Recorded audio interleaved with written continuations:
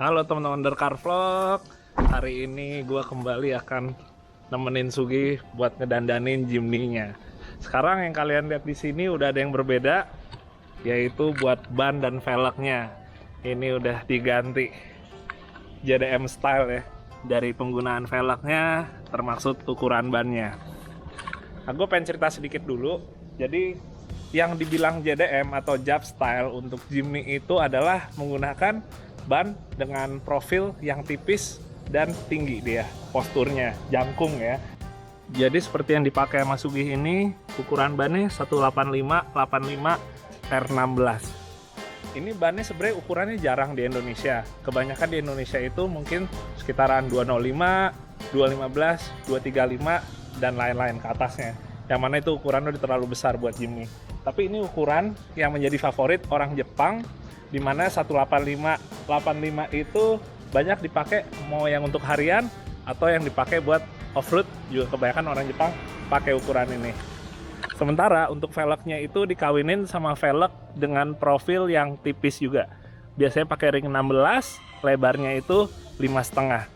Sementara kalau kita ngomongin offset, dan ini mungkin bisa juga jadi masukan buat teman-teman yang mau ngubah Jimny jadi Jab style atau JDM style. Kalau kita lihat di Indonesia itu atau di luar Jepang itu kan semua modelnya JB74 ya, Jimny barunya, yang mana dia lebih wide, lebih lebar. Sementara kalau di Jepang itu dia JB64, dia rata, alias nggak ada over fendernya. Kalau misalnya kita pakai velg yang JDM, kita kan mikir pasti, wah kalau kita pakai velg yang sama, yang ada takutnya nanti jadi nongol. Tapi tenang aja, kan biasanya velg-velg itu ada pilihan offsetnya. Misalnya untuk race nih ya, ini race-nya ini tersedia beberapa offset. Ada yang minus 20, ada yang 0, ada yang plus 20. Yang biasa dipakai sama orang Jepang itu untuk di Jimny-nya itu adalah yang offsetnya plus 20, which is dia tuh rata velgnya, lebih rata. Kalau yang 0 lebih masuk sedikit seperti ini, sementara kalau yang minus 20 dia lebih masuk lagi ke dalam. Ini sebenarnya contoh aja ya buat offsetnya. Sebenarnya ada juga offset lain ya, offset 30 berapa gitu. Tapi ini gua kasih contohnya untuk di yang race. Yang perlu diingat sama teman-teman, kita jangan lupa bahwa untuk gardan antara yang Jimny JB74 sama yang JB64 itu menggunakan gardan yang beda. Jadi gardannya itu kalau yang versi non JDM kayak gini itu pakai gardannya yang lebar. Makanya dulu pas generasi ketiga suka disebutnya Jimny yang wide ya. Sementara kalau yang JDM, Jimny yang narrow atau sempit, alias gardannya itu lebih kincep. Jadi kalau misalnya kayak kita pakai JB74 di Indonesia, jangan lupa kalau velgnya harus kita sesuaiin offsetnya. Jangan persis dipakein sama kayak velg yang offset di Jepang pakai. Kalau misalnya kita tetap mau pakai velgnya itu yang offset seperti di Jepang, plus 20 misalnya, jangan lupa untuk kita menambahkan adaptor.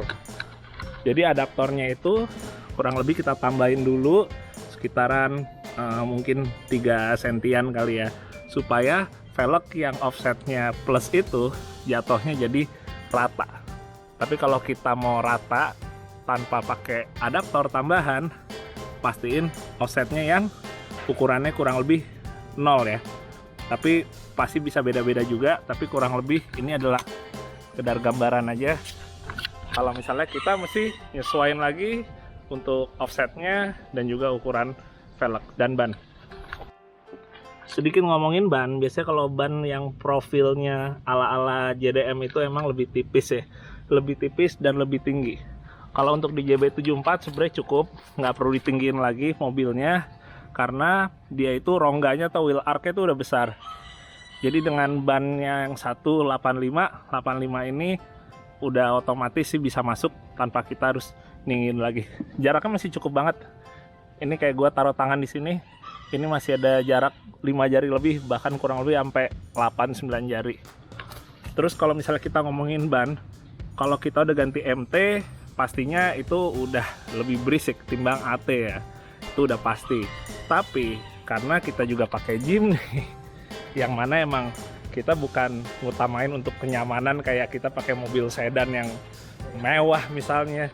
Jadi menurut gua kita pakai MT sih masih masuk di batas toleransi ya untuk suaranya. Jadi nggak masalah sih menurut gua pakai MT. Nah teman-teman, selain kita ngomongin ban sama velgnya, nanti gue bisa jelasin lebih lanjut lagi. Hari ini rencananya kita akan masang lampu tambahan di sini. Pasang lampu sorotnya dari IPF, dan sekarang udah ada Sugih juga. Bro, Yuk. kita kemana? IPF Indonesia IPF Indonesia di Asko. di Asko, Kelapa Gading. Oke, kita langsung menuju ke sana. Kita bakalan pasang lampu tambahan buat di Jimny-nya Sugih. Oke, kita udah sampai di IPF Indonesia. Tepatnya ada di bengkel Asko Motorsport di Kelapa Gading. Nah, wih, S2000 nih. Bikin gagal fokus. Oke, jadi kita hari ini bakal masang lampu sorot di Jimny ini. Lampu sorotnya itu dari IPF, dan rencananya yang bakal dipasang itu lampunya dia kombinasi antara spot lamp ya, atau lampu sorot dengan driving lamp. Bakal diposisiin di sini, pasang. Ini dia teman-teman, lampunya mau dipasang. IPF yang tipe 950 SRL ya, atau Super Rally. Ini adalah lampu LED ya. Jadi kalau lampu LED sekarang bukan cuma terang, tapi juga jauh lebih efisien lagi secara wattnya, dan umurnya lebih panjang. Biasanya kalau lampu halogen gitu umurnya sekitar ribuan jam, tapi kalau misalnya LED dia bisa puluhan ribu jam. Sekarang sebelum gue buka lampunya, gue mau kasih liatin dulu.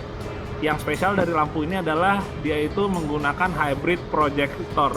Jadi proyektornya itu, modelnya itu ada dua jenis lampu, dua jenis proyektor ya. Yang pertama untuk spot atau yang lampu sorot nih, kita lihat di sini yang bagian memanjangnya, pencahayaannya. Satu lagi untuk yang sisanya ini driving lampnya. Ini yang angle-nya lebih lebar lagi nih, yang wide angle-nya. Ini suka dibilang juga pencil beam, yang lampu sorot. Ini yang driving light-nya, atau yang lampu seperti kayak lampu harian untuk driving ya, dia lebih melebar lagi. Sekedar info lagi, ada lagi yang lebih lebar lagi, itu biasanya untuk fog atau yang untuk kabut atau float. Dia lebih lebar lagi, tapi nggak terlalu jauh jaraknya. Nah sekarang kita langsung lihat ya isi dari IPF yang 950 Super Rally. Yang pasti kita dapat untuk harnessnya atau kabel-kabelnya ini lengkap, dari mulai kabel sampai juga relaynya sampai juga soketnya, itu semuanya ada. Wih, langsung dibukain sama Sugih nih. Wih. Ini dia untuk switchnya, udah pakai soketnya semuanya juga yang waterproof, dan juga ada relaynya lengkap. Jadi thank you bro. Terus habis itu untuk lampunya ya, Jadi bisa ribuan jam nih ya? bisa puluhan ribu Wow. jam. Coba buka dulu Ki. Ya. Oke, ini yang gue suka dari IPF, salah satunya dia dapat untuk lamp guardnya ya. Jadi kalau kita kayak off-road gitu, enaknya pakai lamp guard, kita bisa minimalisir ya. Misalnya kena ranting atau apa yang bisa bikin kacanya jadi pecah. Kena begal gitu. Coba kita buka dulu bro. Oh bisa dibuka nih? Bisa dibuka dulu. Aduh, saya kampungan soal gini-gini ya. Oke, ini dia teman-teman yang gue bilang tadi, hybrid projectornya. Jadi dia itu modelnya ini yang untuk pencil beam ya, atau yang untuk lampu sorot jarak jauhnya. Terus yang ini reflektor untuk yang driving lampnya. Jadi dia tuh ada dua jenis lampu di dalam satu lampu Super Rally ini. Dan belakangnya gue suka banget desainnya. Ini kalau teman-teman lihat, ini ada semacam kayak kisi-kisinya. Ini sebenarnya semacam heat spreader untuk dia ngelepas panas dari lampu ini. Kayak dagunya Thanos. Anak Marvel ya. Dagunya Thanos banget. Kayak dagunya Thanos. Oh iya bener juga ya, kayak dagunya Thanos. Terus ngomong-ngomong teman-teman, ini udah waterproof, udah dustproof. Jadi kalau kita pakai untuk off-road nggak harus pusing kenapa-napa. Termasuk Nggak juga shockproof juga. Dan nggak usah diraguin lagi untuk soketnya. Semuanya soketnya emang udah include sini, jadi kita nggak perlu bikin soket akal-akalan lagi. Semua tinggal plug and play. Mantap. Oke, majuin dulu mobilnya, kita bakal siap-siap pasang. Oh ya, ngomong-ngomong, gue mau kasih liatin dulu buat bracketnya ya. Keren banget, jadi bracketnya itu juga asli keluaran dari IPF ya. Produk Jepang, jadi bracketnya juga kita nggak perlu pusing lagi bikin bracket customnya.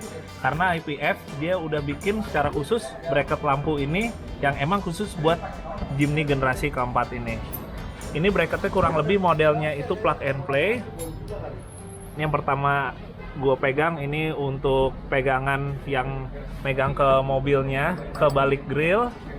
Lalu ini lamp stay ya, dibilangnya lamp stay. Ini adalah tempat nanti untuk megang lampu sorot IPF-nya. Ini akan kita pasang sekarang. Oke, sekarang tim dari Asko Motorsport lagi ngelepasin dulu grillnya untuk kita masang bagian belakang grillnya nih, dudukan yang paling awalnya ditempel.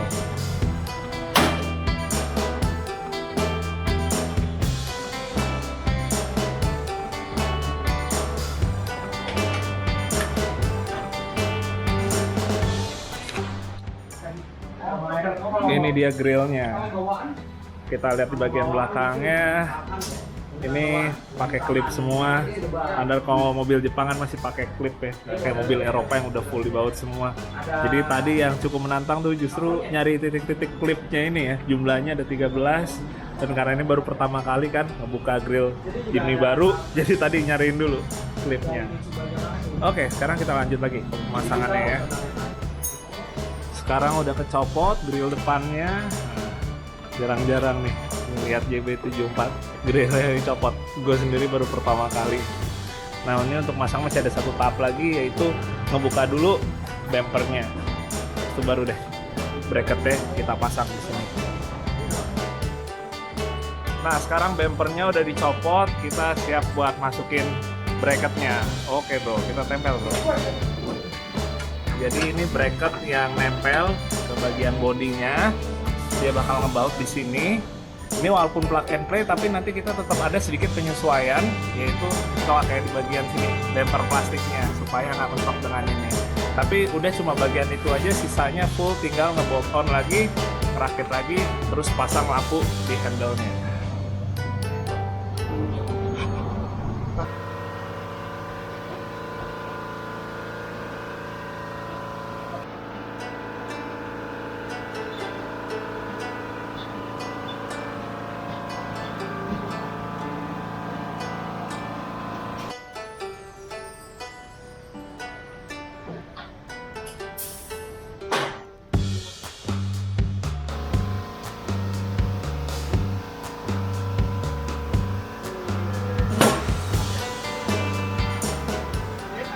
Sebelum lampu dipasang, sekarang kita akan masang dulu untuk kabel-kabelnya.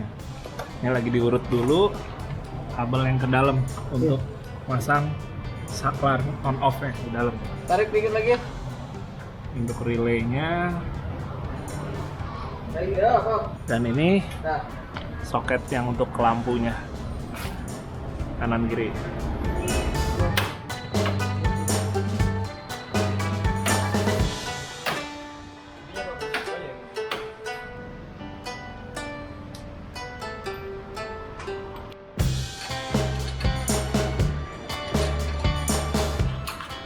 Sekarang udah kepasang lampunya kanan kiri, bracketnya yang ada ikat ke bagian sasisnya, ke bagian bodinya itu juga udah ketempel dengan proper. Berikutnya ini kita akan masang barnya ya, atau batangan yang lintang dari kanan kiri. Nah ini pegang Mas Ugi. Ini bukan buat nge-gym tapi ya bro ya? Bukan. Coba bro, ceritanya ditempel duluan. Ngebaut nanti dari bawah. Ya. Dan masih bareng. Nah, ya, kurang lebih gitu. Lo tahan sampai besok ya.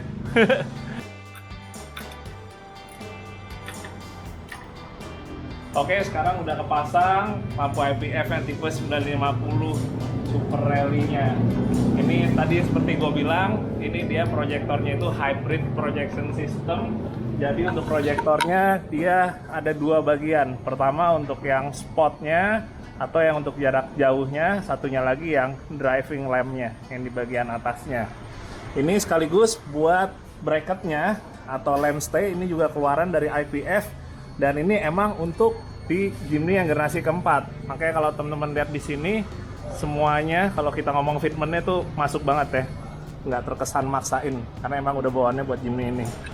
Oke, sekarang sekaligus kita cabut dari sini, kita akan ngetes di luar sambil jalan balik, kita coba juga.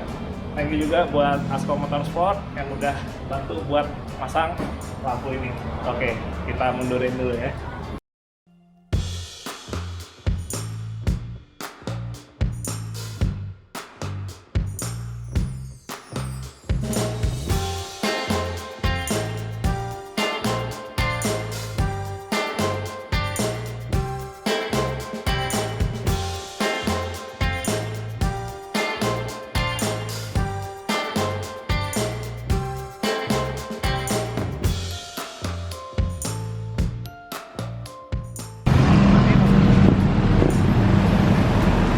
Oke, kita udah sampai di luar. Ini sambil pulang, kita sambil testing dulu. Wah, anjay. Terang banget. Ini kalau dipasangin, matiin, kita coba matiin, kita nyalain lagi. Nah, ini dia. Ini adalah kombinasi untuk lampu yang jarak jauh sama yang driving light yang gue bilang tadi. Memang pastinya kalau misalnya dari video kita nggak bisa ngelihat terlalu optimal untuk lampunya seterang apa, karena aslinya ini jauh lebih terang lagi ketimbang yang ada di video. Tapi nggak apa-apa, kita udah bisa dapat gambaran untuk titik penyebaran lampunya ya.